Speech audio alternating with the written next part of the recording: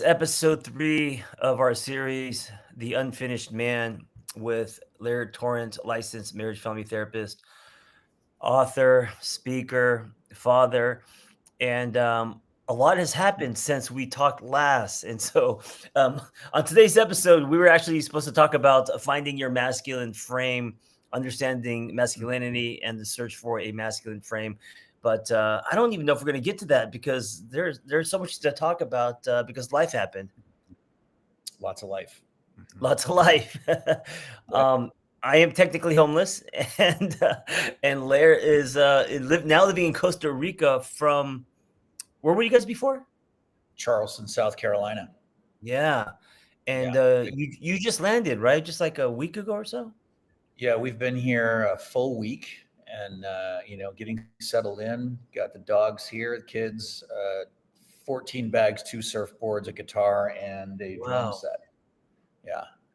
Yeah. Um, so what you're doing now, I think many people are doing. A lot of people, I mean, especially after the fires, are reevaluating if LA or wherever city there, if that's something they like, we have options now. And so, um, since since you guys work online mostly, like Vanessa and I, um, Mhm. I'm watching you move to Costa Rica, and I know it's not forever, but just the courage to pack up and go, Mm. man, I'm inspired, and I'm like, oh shit, they did it. Now we need to do this with no excuses.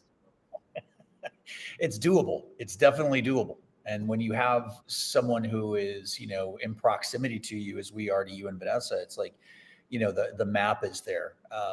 We certainly had help, but we kind of had to find our way a little bit differently because we didn't know as many people. But like, when you have someone who's already done it in proximity, it's a little bit easier, and you'd be surprised how many people will go out of their way because they've been there, Yeah. to kind of help facilitate.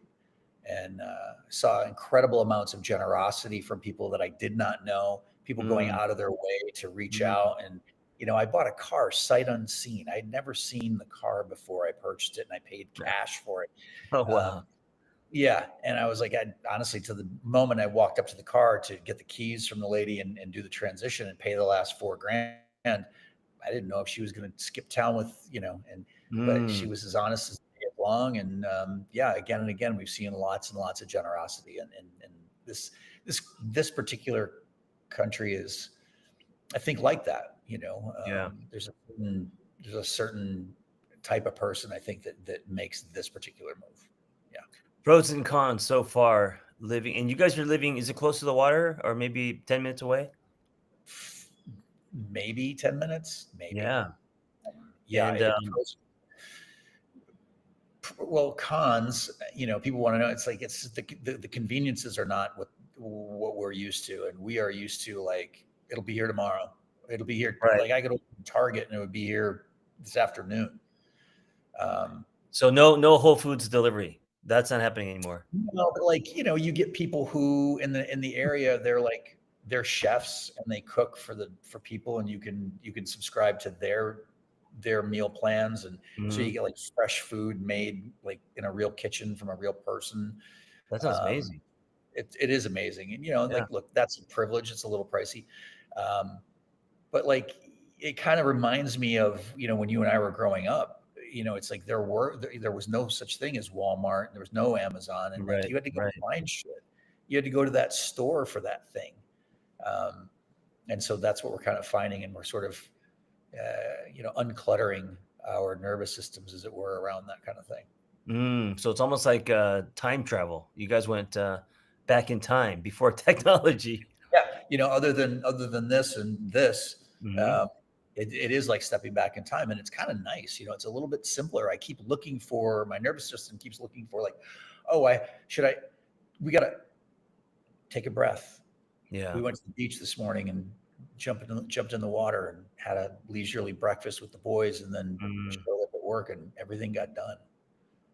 That sounds amazing. It sounds kind Yeah, of what's prescribed right now with what's just happening in the world in general, you know? yeah, yeah. What's the plan to stay there for how long? Or do you not know? Is it undefined? If you ask my kids, it's a year. I don't know why they decided that, but they somehow Yeah. decided we're only going to be here for a year.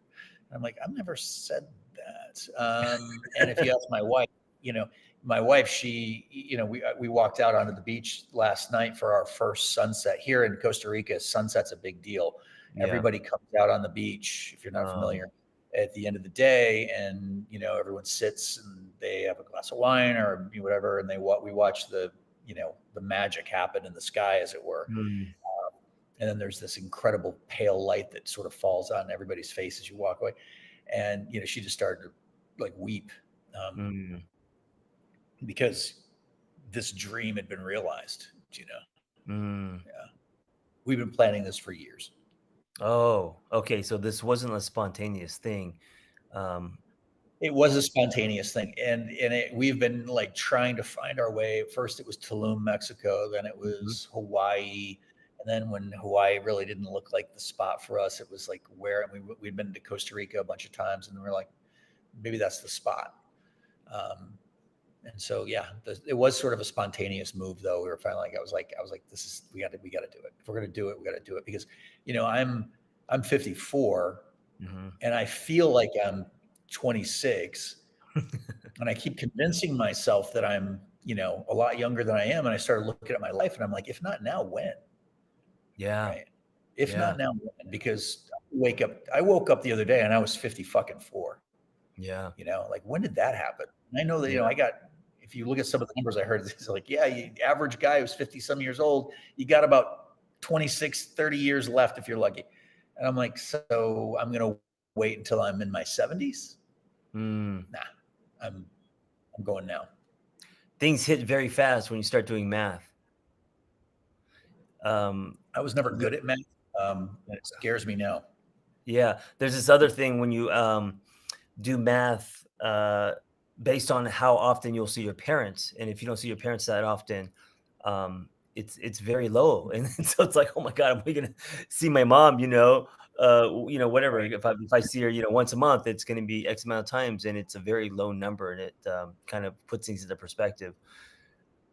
Mhm. So, we lost our home, and so we are kind of hopping Yeah. around. We have a short-term rental in back in, Pasadena, which is close to where we live, and that's only for 4 months, but after that, we're starting to Mhm. kind of think like you guys were, our friends are saying, "You guys work basically online, and you don't have a brick and mortar to attend. You don't have to punch a clock. Why are you guys still here?" And so we're starting to think, should we go somewhere? Should like what you guys did? Should we just go to, whether it's Costa Rica or Portugal or wherever? Should we like leave the country?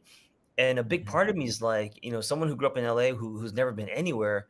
I'm on the same page as you. I'm like, I'm 51. I mean, it's like either now or never. Maybe it's time to do it. And our kid's young, where I don't think for her it's easier for 5-year-old to move a 5-year-old around as opposed to teenagers who have friends and they're in bands and stuff.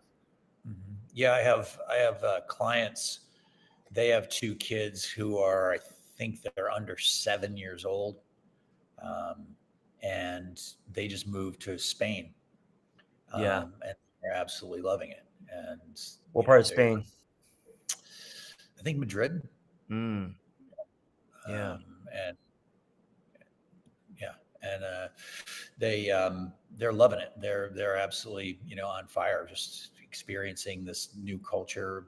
Challenging, uh, to learn a new language. And it was I was doing a talk for a company last week, and it happened to be on change because there's a lot of change going on in the company, and so I was Mhm, trying to help them from an Eastern perspective deal with shift and change. And it was just apropos of the moment for me as well, like in the thing that you're teaching, you're learning. And I came across this researcher who was saying that shift like this for people our age is absolutely necessary, because mm, it keeps us young.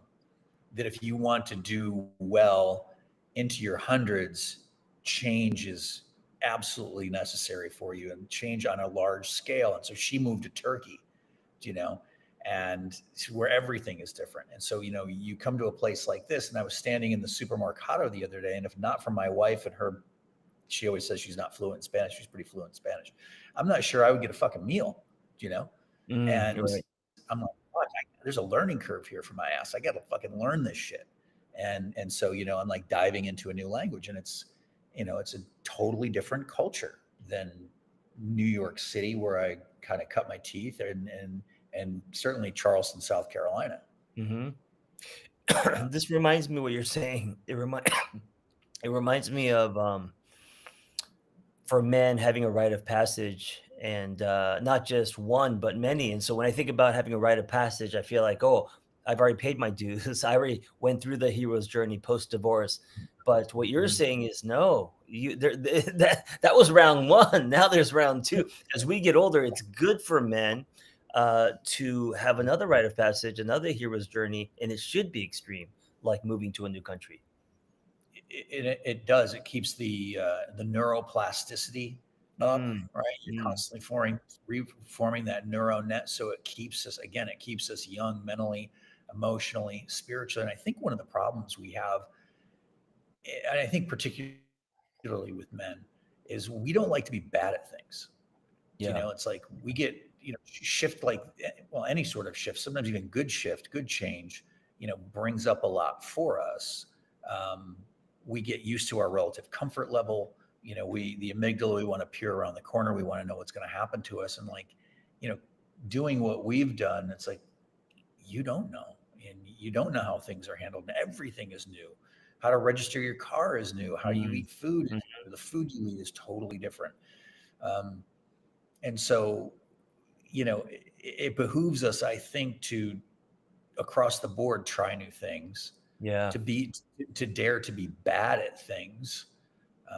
It's like we started surfing when I was in my 40s Mhm. and became proficient at it. It took a good 10 years.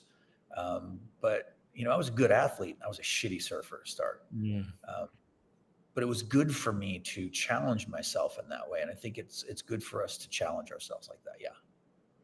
How, has the other aspects of this challenged you as a man? So, for example, fear of the unknown, protecting family, you're not in America anymore.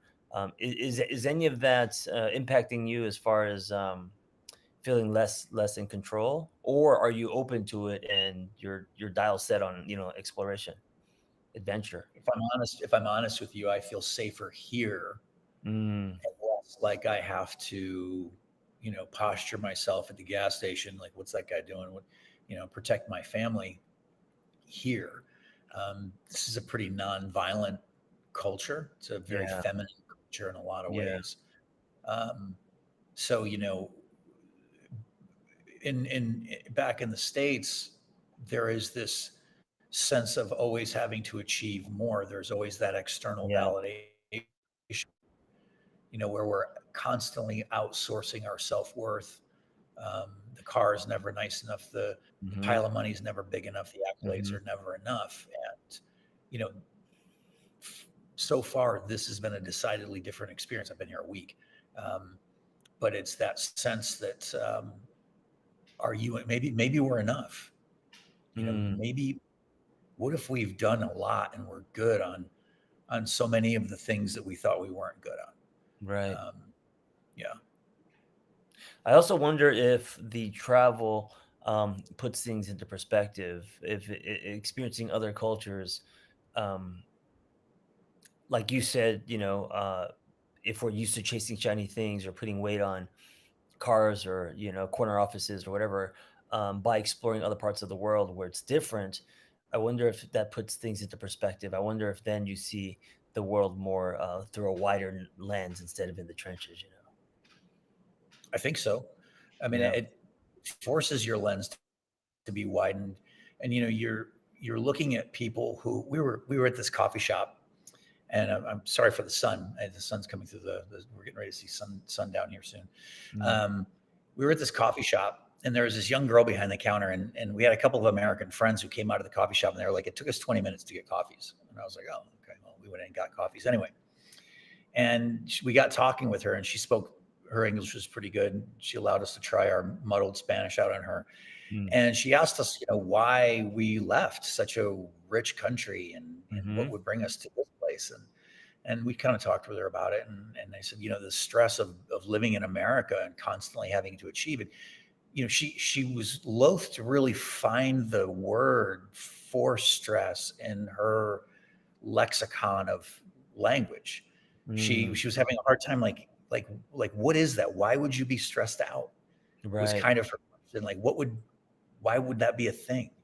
And I thought, wow, what must that feel like to Mm, not to not know that, something that's so entrenched, it's like wrapped around my skeletal frame. mm. Uh, this sense of always being amped and having to achieve more and more all the time. Yeah, what a break from all that. And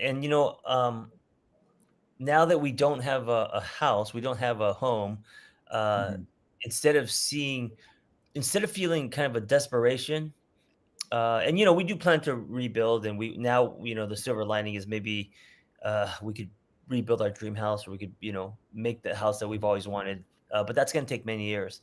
And mhm, what I'm feeling though is like, this has given me permission, almost like, it's cut the leash, and it's given me mhm, permission if I wanted to take it, like the ticket into, whatever I want to create, which is adventure, culture. I mean, I've never been to Korea.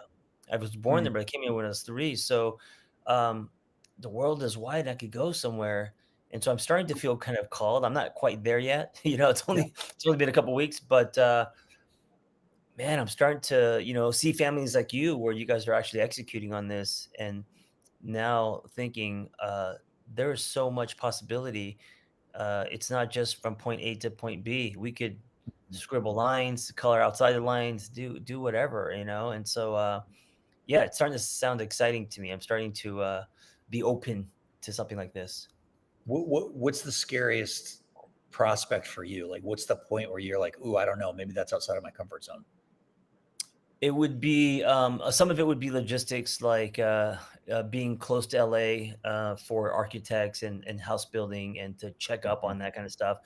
mhm, Um, Vanessa's big thing is like Logan in school, mhm, but also friends. We have built over the years as adults a good mhm, amount of friendships, and so to go to another country and start with no friends, mhm. um, that would be kind of scary. I mean, I'm an introvert, so I'm kind of more okay with it than Vanessa, Yeah. but, yeah, like friendships, community, all of that, Mhm, in our, after the afternoon of our life.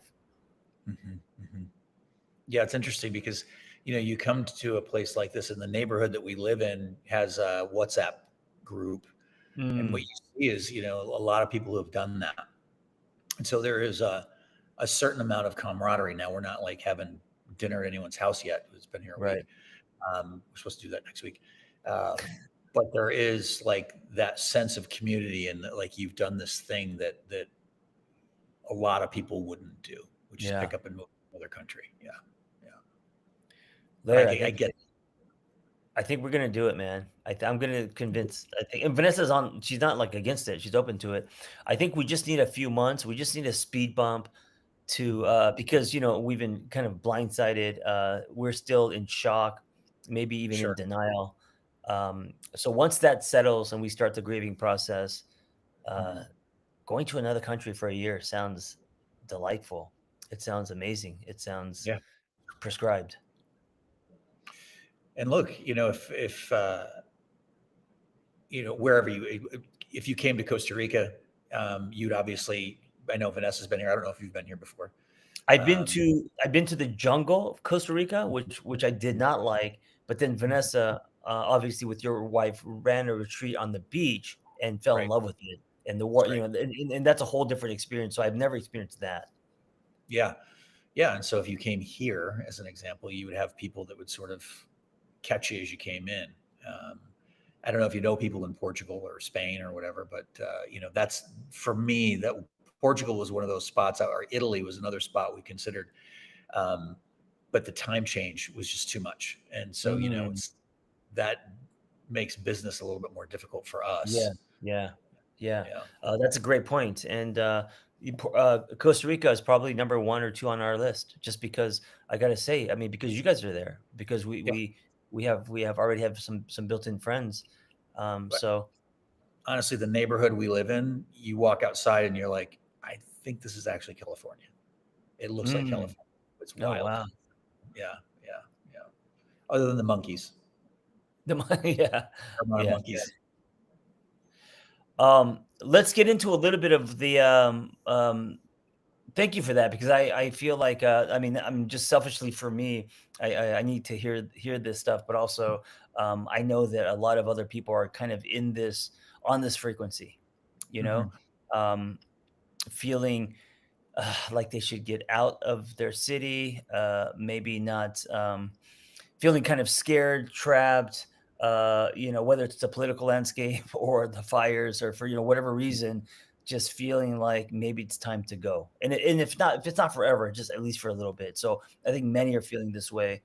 So thank you for sharing your Yeah, story. of course. Yeah. Yeah, Um, reflection. Okay, so let me ask you this. When it comes to the masculine frame, yep. um,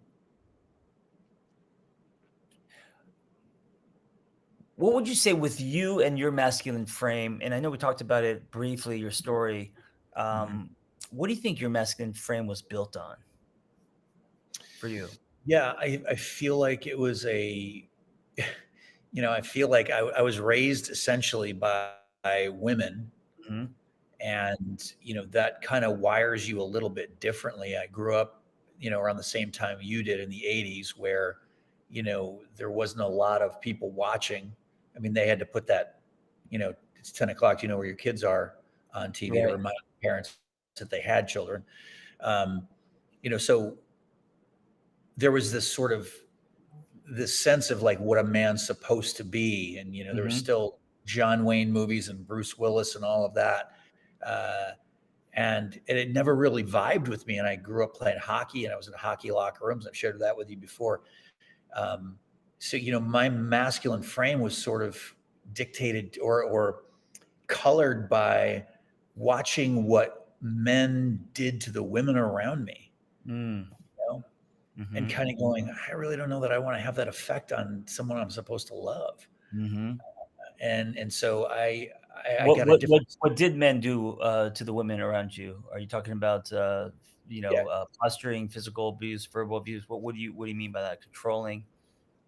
Um, yeah, well, just or not showing up and being available emotionally, not Mm. having an ability to really connect and communicate. Yeah. Uh, that leaving the women that I was in connection with, like, just kind of disappointed at Mhm. their partnership, more than anything. And there was, there was I learned later that there was, you know, perpetrator energy that I was Mm. only energetically aware of, that became validated for me later. It's like, oh shit, that stuff happened too. Yeah. Uh, yeah. What was your first experience of a new type of man? So, mine was sitting in a truck. This is when I was married the first time, and her dad was driving. I was in the middle, and she was right here on the side of me. And she was telling her dad about how she was bullied in high school, and he was shocked because he thought she had a really good high school experience, but I guess he wasn't paying attention or wasn't there, and so he had this revelation that, "Holy shit, you were bullied, and you had a bad Mm, high school experience." And then he started breaking down, and we were in this truck, and I was just stuck in the middle like this, observing, this mm, father-daughter dynamic and the unfolding of this, other man that was coming out because he was also going through a divorce, and he was just sobbing uncontrollably and apologizing to his daughter, and, that was the first time I've ever seen a man cry like that, and, when I saw that, because I really admired him, you know, he rode motorcycles and he built houses and he was, you know, like a man's man, but also in this moment, he was crying because he learned that his daughter had a bad high school experience, and he was apologizing for that, and it was the first hint at a new mm. type of man, and this was about, 20, 25, 26 years ago. That's interesting. I'm racking my brain trying to think of where I saw that. where I saw a different version of what Mm, masculinity could look like. Um, the only thing I can think of is, the places where I would have read or seen it in movies. mm, Um, this idea that a man could be vulnerable and still be masculine. I don't know that I ever really saw it. The thing that pissed me off as I kind of got older is like I realized that, like, we're allowed to be emotional or hug each other when we've won something like a Super Bowl or some shit like that, right? mm. Right, right, right.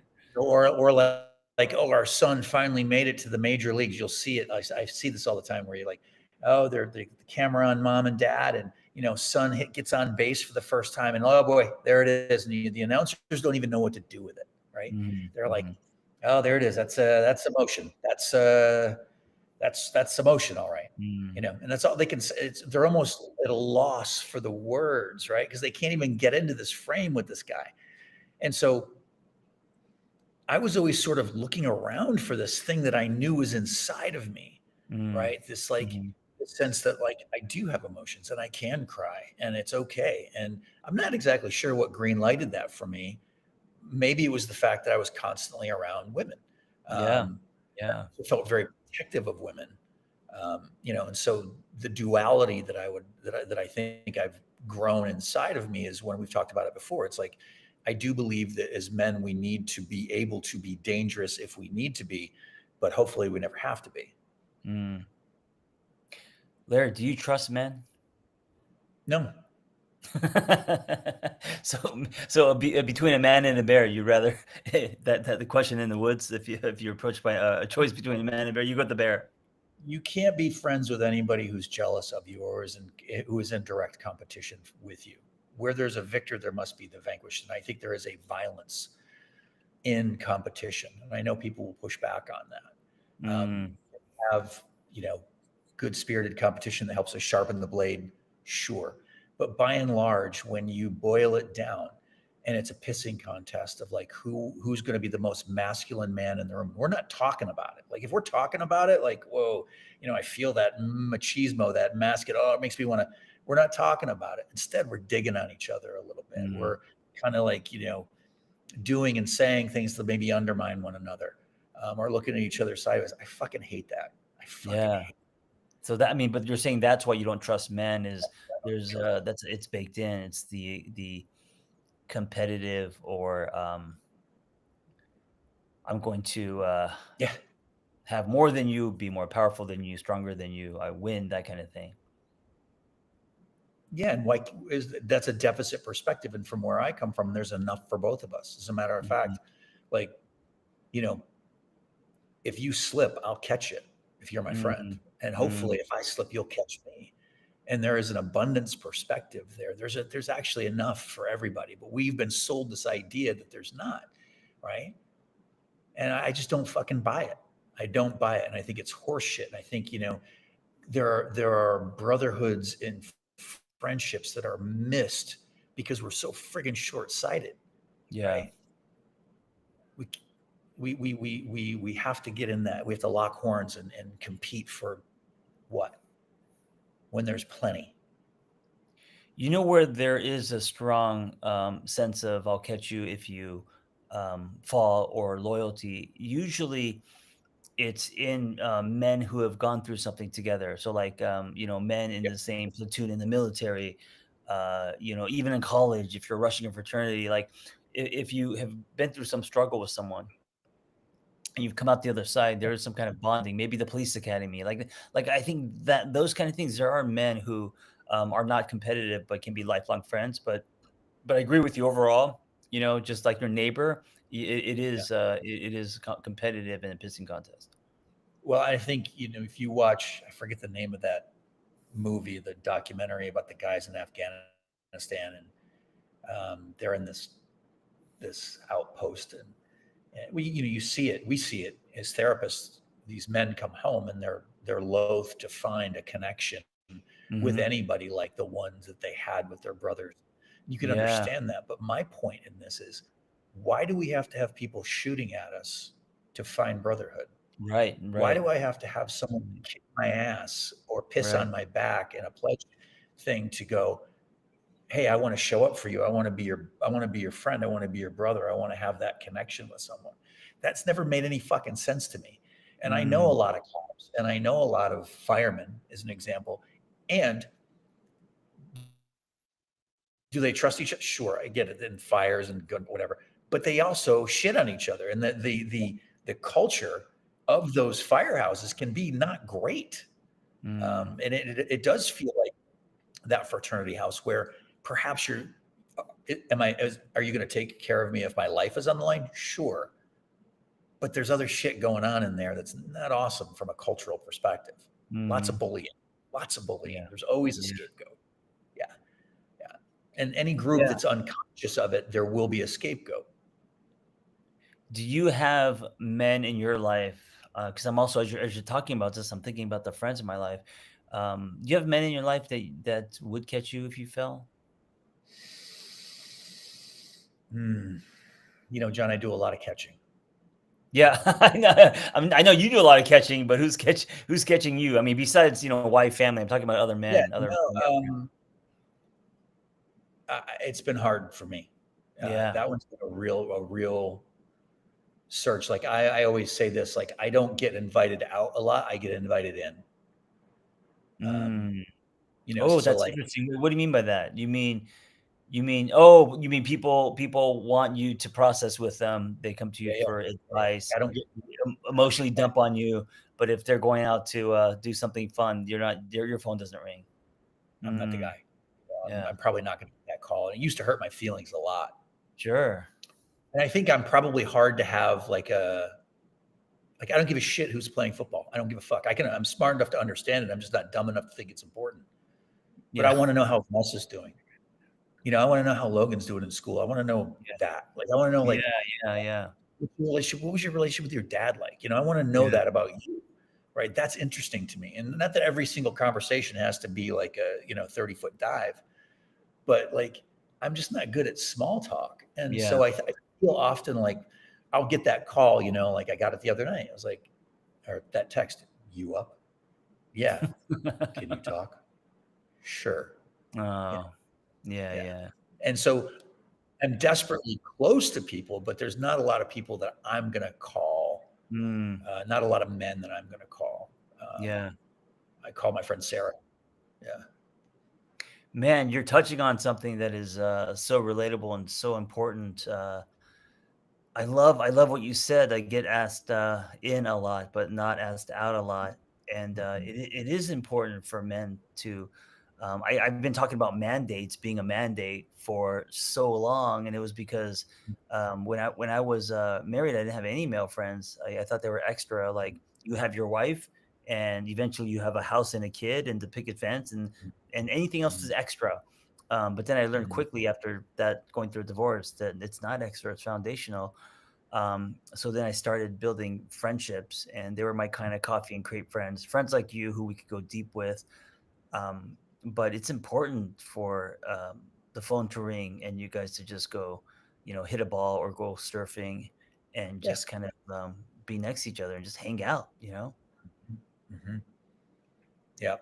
Yeah. I find there's a rather, there's a dearth of that in my life, and there has been for some time. Yeah. Mhm. Listener, these are two therapists, and, two therapists who are in we're in our 50s, so we've, lived a little, learned a few things, and one of the things that we're saying is, um, if you're a man, it takes effort, but you do need some male friends who are gonna, call you in and also call you out. Um, and also calling you out can have a double meaning, right? Challenge as well. Um, Yeah. and if you're a woman and also in a heterosexual relationship, uh, you got to give space for your man to have that.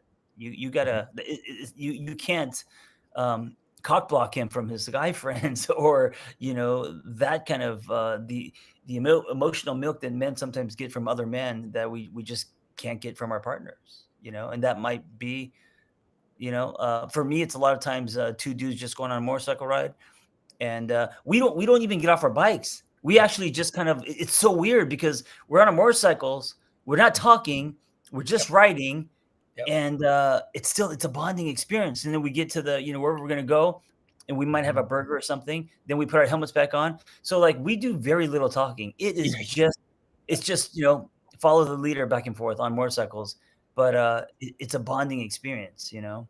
Surfing's the same. It's Yeah, like you're probably not doing a ton of talking out there, and frankly, I don't want to. yeah, Uh, but it's nice to kind of paddle out with someone. yeah, It's safer. I think it's probably safer on motorcycles to have someone who's kind of keeping an eyeball on you. mhm, It's certainly safer in the water, and it's just nice to kind of like be able to share that paddle back after catching a good one and then going, oh, that was awesome. You see that? That's probably the extent of it. So yeah, when you can find that, it's great. yeah, yeah, um I think it's part of we're talking about the masculine frame, it's Mhm. part of the engine, Mhm. you know? Well, there's a study out there now. I think it's a study they're saying that men need 1 to 2 nights out with their friends in order to Mm, feel, you know, mentally, emotionally healthy. yeah. Um, yeah, yeah. What is that? Because that's really interesting. So, 1 to 2 nights a week just for emotional well-being, like, the fact that men need to be around other men to feel less Hmm. lonely and have that kind of camaraderie? I think so. I mean, I think the male experience is it's an interesting one. Like that sense of every time I talk about this one, I probably shared this with you before. It's Chris Rock said it. He goes in one of his specials. He said, "Unconditional love is reserved for women, children, and dogs. Mm, Men are loved for what they can provide." I yeah. think Or that. what they can do, like an ability. Mhm, mhm, mhm. And I think that a lot of men find connection in that, even if you don't necessarily talk at depth about that. You're with people who understand what it is you're going through as someone who is a provider or a protector. Mhm. um, and again, I'm speaking of these sort of like old school traditional male roles, but um, we adhere to them, and we feel compelled towards them, I think, because culturally we're sort of trained to do just that, Yeah. and it's hard. It is hard, but, I'm so glad that this is what we're talking about. I'm glad that, if anything, this is a reminder, not just to, the listener, but also to myself. And also it's validating for me because in the last 5 years, because Vanessa put so much weight on friendships, it's forced me to go out and make some friends. It's forced me to, not put pressure on her, to Netflix or to go to, dinner or whatever, but actually call a guy out and one of my what I call porch swing friends, and, we go get Korean barbecue, or we go.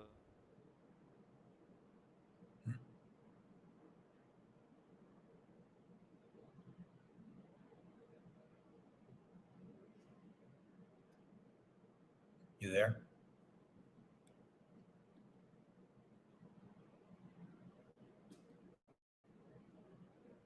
Hmm.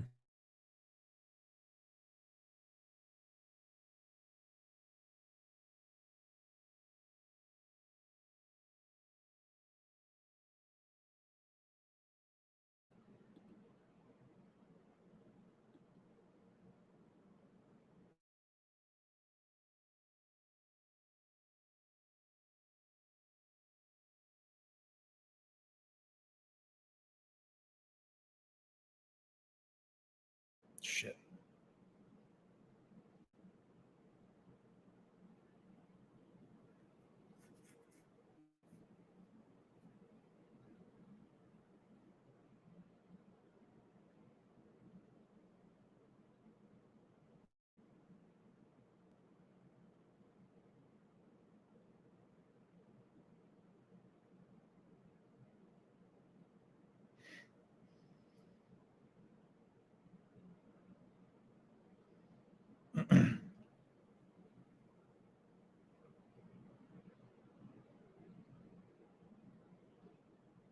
I'm still in there.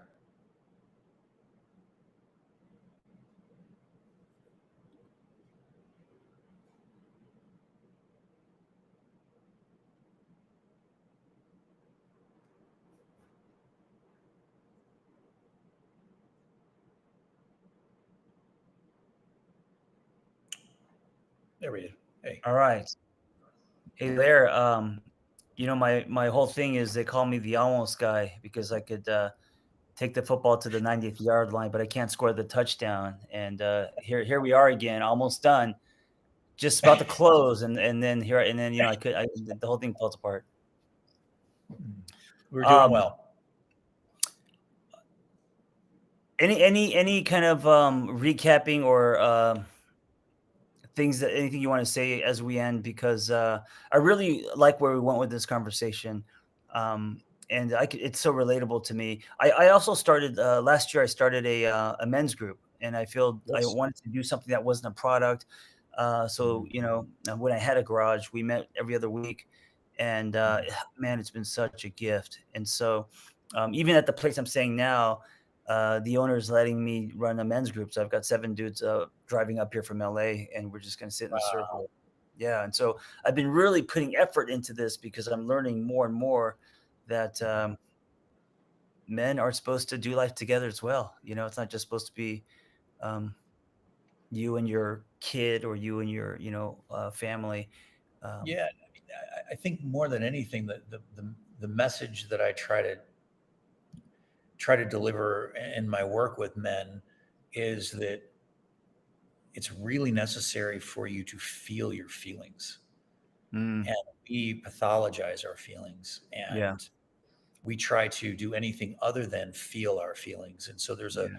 there is a messaging out there now, and it's coming from, you know, ex-military guys who are now standing up and talking and holding workshops, and they're teaching men how to bury their feelings again. Yeah.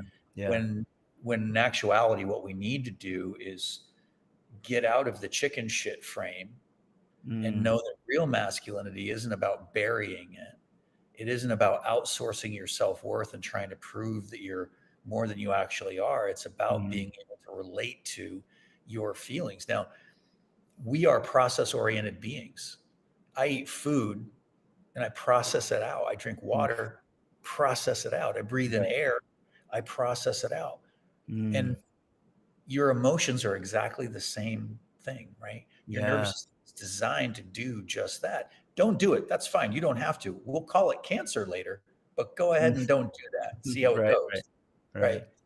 And so I think the real courage is in the vulnerability, Yeah. the ability to uh, be connected to uh, your feelings and be able to express them. Listen, I think that's part of the reason why women live longer than we do, right? They process more. They process more. They're more Yeah. willing to process by and large. Um, and what we're seeing is, and was look in preparation for today, I was looking back at some studies that they've been doing in the last 10 years on men who tend to toward the traditional masculine frame Mhm. and ideologies, and they are more susceptible to mental illness. They are more susceptible to Mm. depression. They are more susceptible to suicidal ideation. Yeah. Um, Yeah. and it's serious. And, you know, you look on Instagram and you get these guys in these 10-gallon hats going, you don't need therapy. Right. Stay hard. Yeah. Yeah. Yeah. So yeah, that's kind of my 2 cents about all of that. Yeah. Thank you for that. That definitely fits into what I believe is the masculine frame, at least for me. Um, Hey, listener, think about your own masculine frame, and think about if you want to rebuild it, right? Think about what that looks like. Everything that we're talking about, these are very important things. Um, just, I feel like if we do nothing, what's going to happen is the world will define it. We'll give the frame to you, and Mhm. it's better that you go and build your own, customize that. So, That's right. anyway, we have 2 more episodes, so stay tuned for that in our series called The Unfinished Man. And if you haven't listened to the other two, they're buried in my podcast, so you could just search for it. And Lair, where can we find you besides in Costa Rica? Yeah. Lair Torrent, holistic therapist on Instagram, and lairtorrent.com if you want more content from me. Yeah, and if we make it to Costa Rica, I'm going to ask you out, not in, for sure. All right. That'd All be right. awesome. Awesome. All right, man. Be well. All right. Bye. Wait, say 1 second. Let me make sure. Okay.